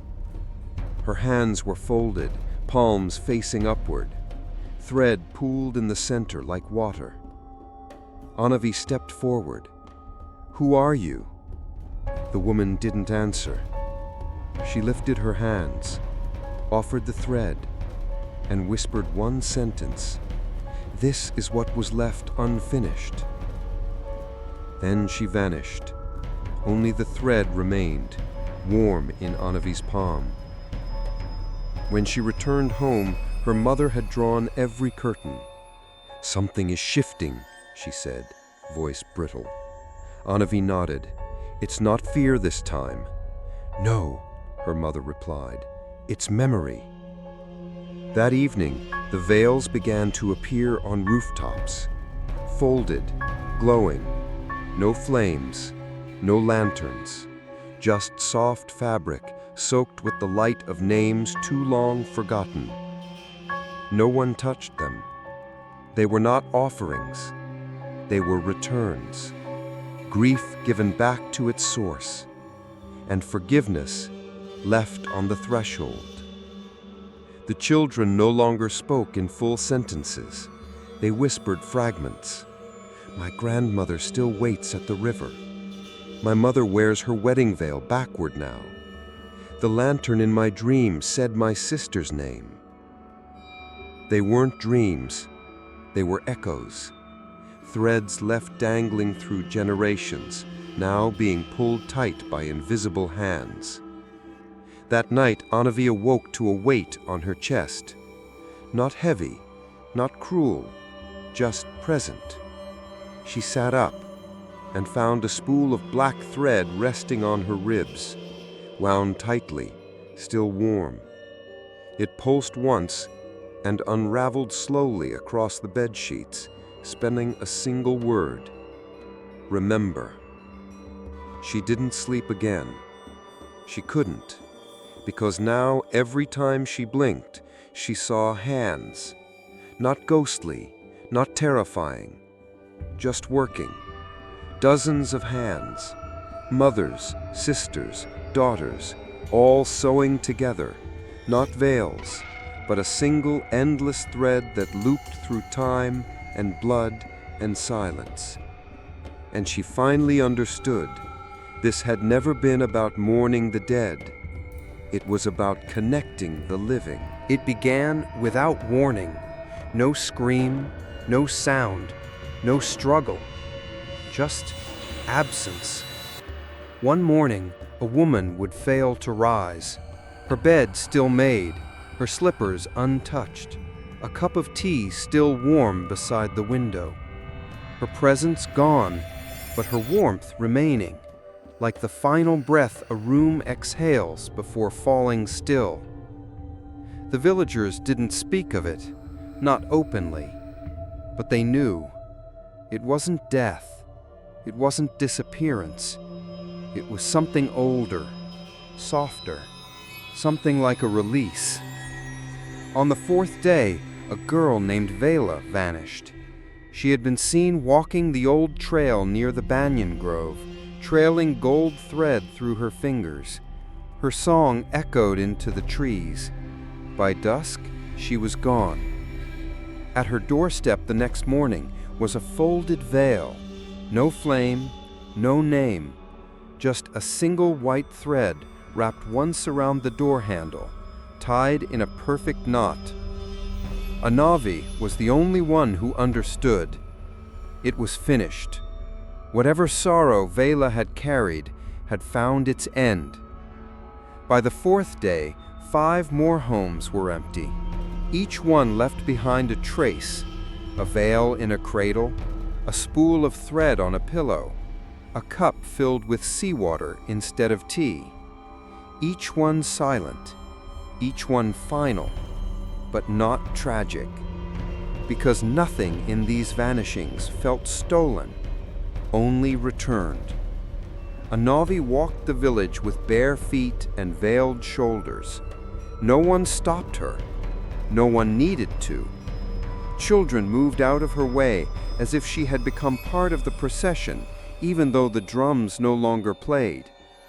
Elders looked at her not with fear, but recognition, as if they had seen her before, many lives ago. as if she were part of a story that had waited generations to complete its final chapter. She came to a house where a mother had once lived, a woman whose son had drowned during the same storm that took Anavi's husband. The house was silent, but inside, the table had been carefully set. 2 bowls, 2 spoons, and a folded veil between them. On the wall behind it was an unfinished tapestry, thread still dangling from the edge. Anavi stepped forward, reached for the thread, tied it off, not with her fingers, with her soul. And the moment she stepped away, the veil glowed, softly, like a candle, finally permitted to burn. The vanishings were not limited to widows now. Other women began to slip away, not because they were in pain, but because they had finished something unseen, something internal. It was never the same hour, never the same house, but it always left behind a trail of silence and thread, like footsteps made of fabric. Her mother began to prepare. Without words, she washed all the sheets, swept every corner, laid out her best sari, the red one, worn only once on the day Anavi was born. Anavi watched her without speaking, because she knew what was coming, and so did her mother. That evening, the sky turned silver, not dark, not stormy, just still. And in that stillness, her mother lit a single lamp, placed it in the center of the room, sat beside it, and sang a song that only Anavi remembered. It had no lyrics, only sound, like the tide whispering through a cracked window. When Anavi awoke the next morning, her mother's bed was empty, her sari neatly folded. No body, no letter, only a veil, the 13th one, laid at the foot of the bed where the flame had once hovered. Anavi sat on the floor beside it. She didn't cry. There was nothing to mourn, only something to honor. She carried the veil to the temple. The air was colder now, not dead, just sacred. The floor was covered in veils, hundreds, but one space remained at the center, waiting. She placed her mother's veil there and watched how it rose slowly into the air, joining the spiral, the others, the forgotten, the remembered. And when it settled into place, the ground exhaled. A wind moved through the temple. No source, no direction, just presence. And in that wind, she heard the truth. Grief is not what disappears, it is what carries us home. She returned to her house, now silent, now hers alone. She opened the sewing box one final time. Inside, one spool of thread and one needle. She smiled and began to sew. Not a veil, but a story. A cloth with no pattern, only rhythm, only memory, only names. And as she pulled the thread through the fabric, she whispered. One by one, they vanished. But in her chest, she knew. They hadn't vanished at all. They had simply finished their stitch. The sea had always spoken in riddles, crashing waves, ebbing tide, foam hissing through sand like a whispered warning.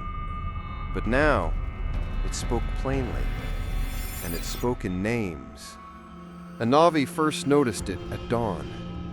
She had returned to the shoreline not out of ritual, but instinct, as though something were calling her from the dunes. The mist hung low, fingers of fog curling around her ankles like thread through fabric. Then she saw it, carved into the wet sand in delicate strokes, a name, not written by human hand, not by tide or trick, but placed. Savitri. She knelt beside it. The letters were still damp, etched as if freshly stitched by the sea itself, and as the wave crept forward, it stopped just short, careful not to erase. The name held. Even when the water touched it gently, it remained. The next morning there were 3 names, all spaced evenly along the curve of the beach. Kala, Minachi, Uma, the same names she had once sewn into veils. She pressed her fingers into the letters, expecting them to blur, but they didn't. They pulsed, they breathed, they were alive in some way ink never could be. She looked out to the horizon and whispered, "Why now?" And the wind answered, not in words, in feeling, because the sea had never been the thief. It had only been the keeper. By the end of the week, the beach was full. Dozens of names, some familiar, others foreign. Some from her dreams, others from stories too old to trace. Each one perfectly formed, each one untouched by tide.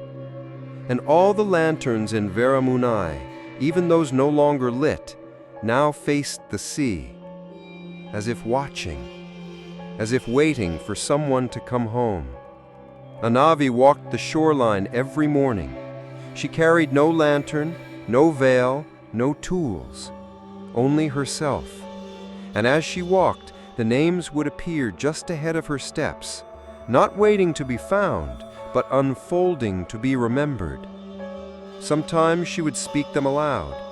Other times she would close her eyes and let them pass silently across her lips like prayers. Each name brought weight, but not sorrow, just a depth, like her soul had grown an extra chamber just to hold them. Children began following her. They didn't speak. They simply walked at a distance, their small feet leaving trails that never crossed the names. One child, a girl with a scar across her cheek, brought a piece of charcoal and began tracing the names into a journal. When Anavi asked why, the girl looked up and said, "So they don't forget themselves." The village no longer questioned the strange. The old rules had unraveled. Now when a woman disappeared, her name appeared at the shore the next morning, perfectly written, always centered, always untouched. No one wept. They simply went to the beach, knelt beside the name, and whispered a story, a recipe, a joke, a secret. Then they walked away, leaving the sea to hold the rest. One afternoon, Anavi found her own name. Not near the village, farther down the shore, where the sand turned darker and the wind pulled harder. There it was, Anavi, carved deep, wider than the others, a name that didn't fade even when the waves touched it. She stood above it, breath caught in her throat. This wasn't a warning. It was a reminder that she too was part of the story, not just its stitcher, but its thread. That night she stood by the sea until moonrise. The lanterns flickered across the dunes behind her, and the wind sang through the coconut palms in tones low and ancient. She closed her eyes and whispered every name she could remember. When she ran out, she whispered ones she felt. Some names weren't hers, but they came anyway. And the sea answered each one with silence. The good kind, the kind that holds, the kind that listens, the kind that carries. The next morning, the names were gone, every one of them. The beach was smooth, untouched, perfect, as if the sea had finally taken them, not to drown, but to keep, not lost, but held. Anavi didn't grieve their absence. She simply smiled, because now she understood. Grief does not fade by forgetting. It fades by remembrance, and the sea would remember longer than any of them. The day her mother disappeared, the house did not mourn. It simply fell silent. Drawers remained closed. Curtains stayed drawn. The kettle never whistled. But the silence didn't feel hollow. It felt settled, like the walls themselves had exhaled, like the air had shifted just slightly to make room for her absence. Anavi walked through the house with bare feet, the floor cool beneath her soles. Everything was untouched, as if her mother had simply stepped outside for a moment and forgotten to come back. But Anavi knew better. She could feel it in the air. She could feel it in the thread still tangled in the kitchen chair. She could feel it in the lantern, because it was waiting for her. She found it in the room where her mother once slept, placed gently at the center of the bed, surrounded by petals of white hibiscus and dry turmeric leaves. The flame inside it was steady, not flickering, not wavering, but it gave off no light, just a warmth that seeped into the bones. Anavi sat on the edge of the mattress, the springs creaking under her weight like an old breath being drawn. She stared at the lantern. It stared back, and in its quiet glow, she saw her mother. Not her face, her grief, worn like a garment no one else could see, woven into every meal, every silence, every lullaby sung without a listener. It had always been there, unspoken, unstitched, unshared. Until now. The lantern pulsed once, and then it spoke. Not aloud, not in language, but in memory.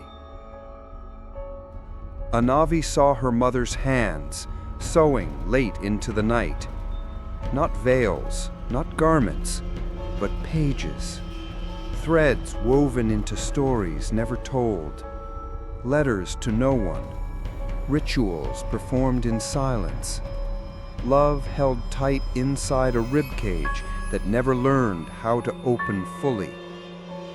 And then she saw herself as a child, learning silence like a second language, learning to carry sorrow with poise, learning to hush her heart to avoid disturbing the ghosts. She saw all of it, and she wept. The lantern did not flicker. It waited until her breathing slowed, until her eyes dried, until her chest rose not in pain, but in peace.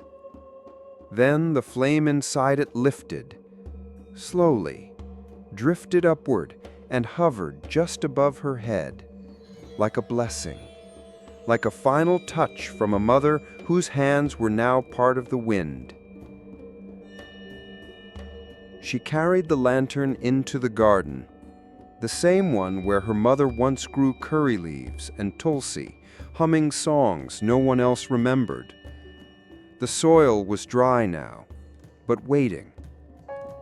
She placed the lantern in the center of the garden bed, pressed her palms together, and whispered, "Thank you for carrying what I could not see." That night, she slept without dreams. The house remained still, but it no longer felt empty. It felt full of echoes, of breath, of quiet things that no longer needed to speak loudly to be heard. In the morning, the lantern was gone. No wind, no footsteps, just gone. But on the garden bed, where it had rested, bloomed a single white flower, its petals threaded with gold, its scent sandalwood, salt, and something older, something like belonging. The villagers began to say her mother had been taken by the veils, that she had finished her final stitch, that she had joined the ones who walked barefoot across the fog, whispering names into the sea. Anavi never corrected them, because it was true, but not as they meant. Her mother hadn't been taken. She had returned. To herself, to the women who waited, to the place where sorrow ends and silence begins to sing. Now, when Anavi lit lamps at dusk, she left one space open, one lamp unlit, not because it was forgotten, but because it had already been carried by a woman who stitched her grief into love and passed it, thread by thread, to her daughter. The village was almost silent now. The kind of silence that arrives not with fear, but with completion. No more vanishing, no more sewing, no more veils left hanging in trees or lanterns on thresholds. The fog had lifted, the sea had stilled, and Anavi was alone. Not abandoned, not forgotten, just remaining. The last stitch in a long thread that had passed through generations of hands. The final breath of a chorus sung by women who no longer needed to be heard to be remembered. She was the last widow, and the silence knew her name. She walked the village slowly, barefoot as always. Each home was a shell of memory now, not haunted, not cold, just softened by time. One door still held a red string tied to the handle. Another had a spool of white thread resting beside a cracked step. No wind disturbed them. No birds nested there. The village wasn't dead. It had simply finished speaking. And Anavi had no more answers to offer. Only presence. Only breath. Only the quiet rhythm of someone who knows what grief has asked of her and no longer fears what it will take. She returned to the dunes one last time. The path remembered her feet. The wind parted like it had missed her. She passed the place where she had first seen the flame, where the veil once refused to burn, where the 12 lanterns had formed their circle. Now the sand was smooth again, but the ground remembered. It held the shape of her steps like a mother holds the ghost of her child's hand. She reached the shoreline just as dusk fell. The ocean stretched ahead, wide and endless, not threatening, not grieving, just present. It pulsed with quiet breath. She sat where the tide just barely touched her toes, folded her hands in her lap, and waited. She didn't know what would come, if anything. She wasn't seeking visions or voices or veils, only stillness, only surrender. But as the moon rose, she felt it, a gentle shimmer in the air behind her. Not sound, not shadow, but arrival. She didn't turn, she only closed her eyes. And then she heard the steps, soft, deliberate, barefoot. They circled her, one, then another, then another, 12 in all. She didn't need to see them, she knew them. They stood in a wide ring, silent, veiled, patient. Not ghosts, not memories, just presence. Together again, waiting. Anavi opened her eyes. The sea had begun to shimmer with light, not from the moon, but from beneath. Lanterns were rising, hundreds of them, slowly, soundlessly, lifting through the water like breath returning to lungs. And with them came names, whispered, soft, layered one over the next like a hymn too old to end. Anavi stood. She did not cry. Her tears had long since finished their work. She stepped forward. The women followed, into the surf, into the glow. The water reached her ankles, then her knees, then her waist.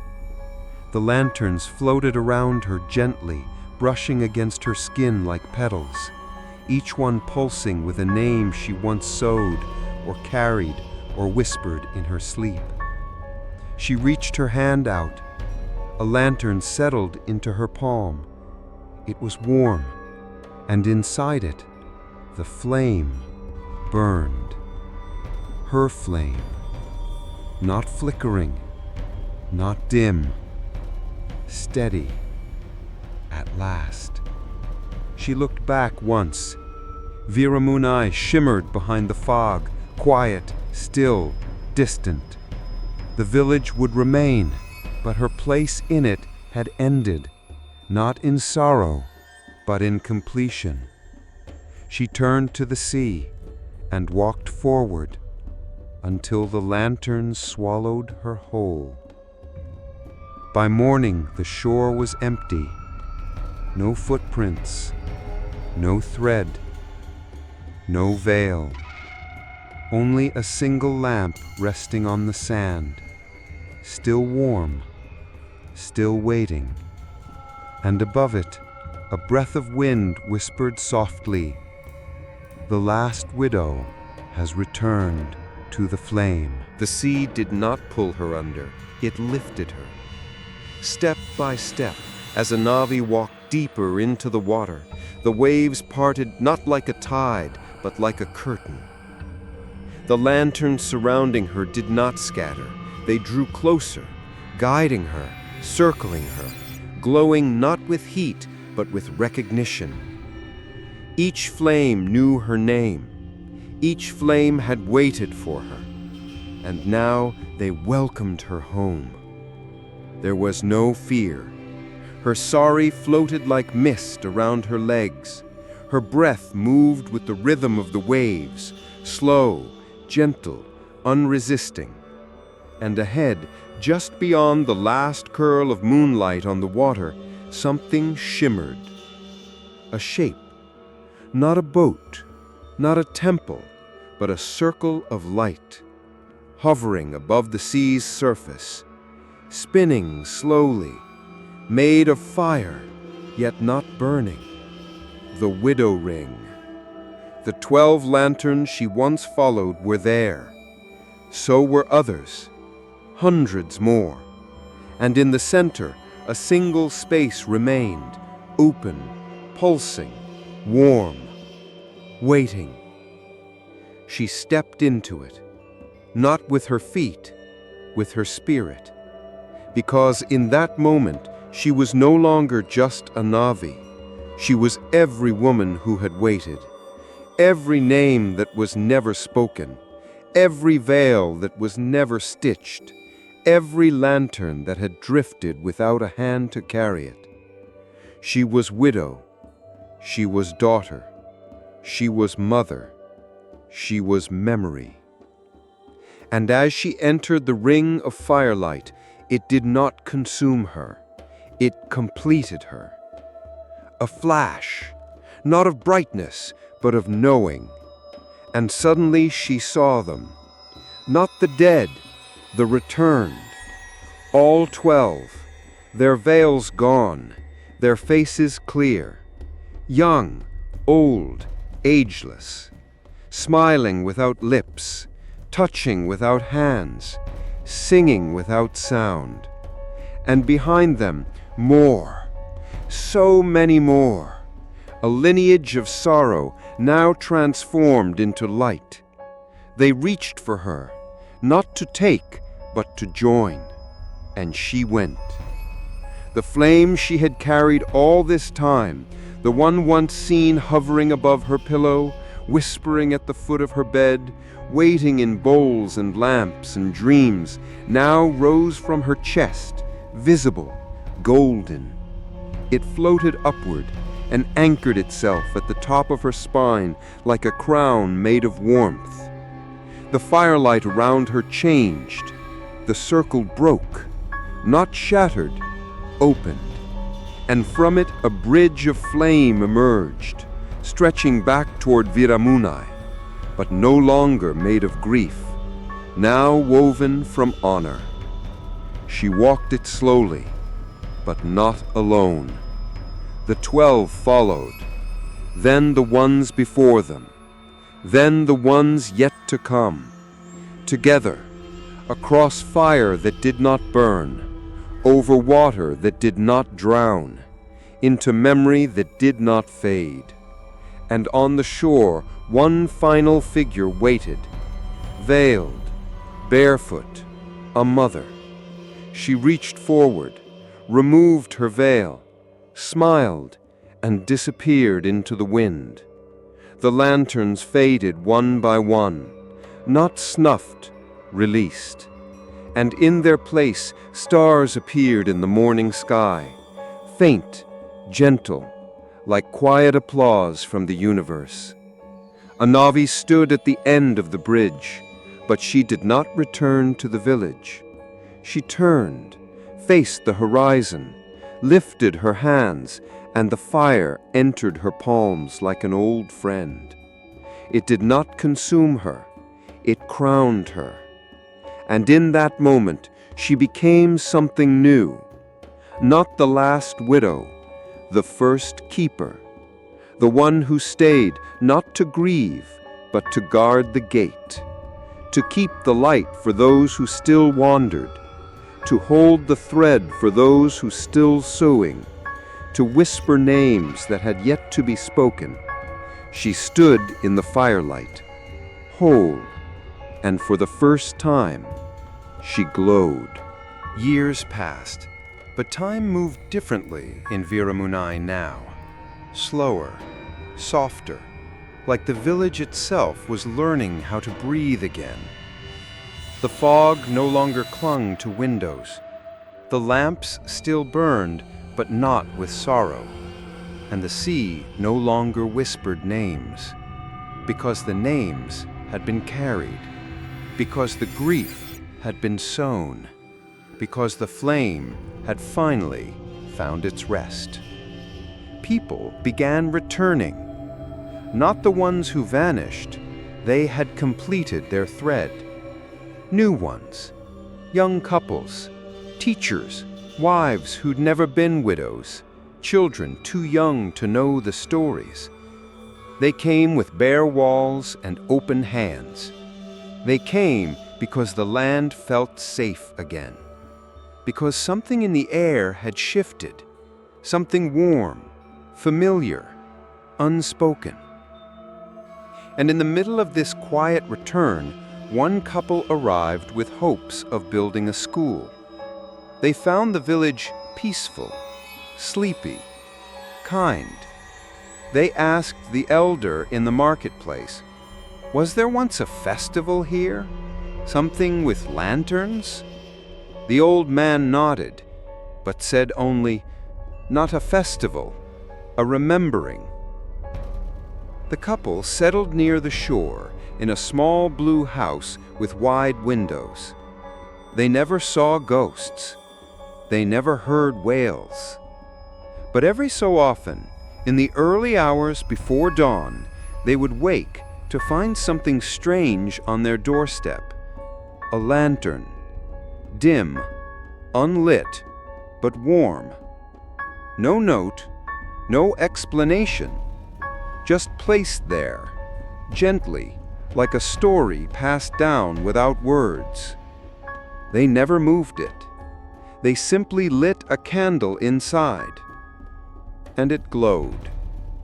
Not brightly, but enough.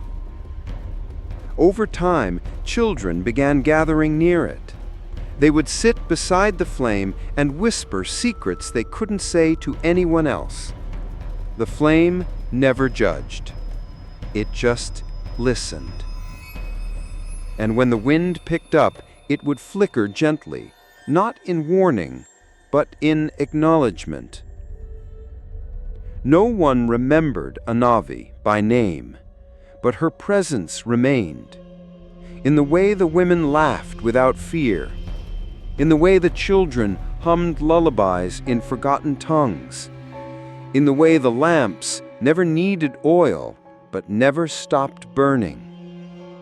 They called her the seamstress of silence, the keeper of the flame, the last who stayed.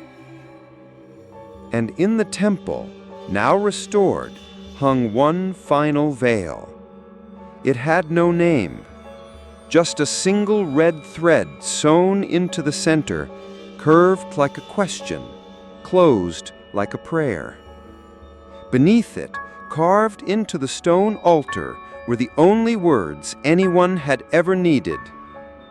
Grief that is never released becomes light that never rests. But now it had rested. Not erased, embraced. Not vanished, transformed. And when the sea spoke again, it did not whisper names. It whispered peace.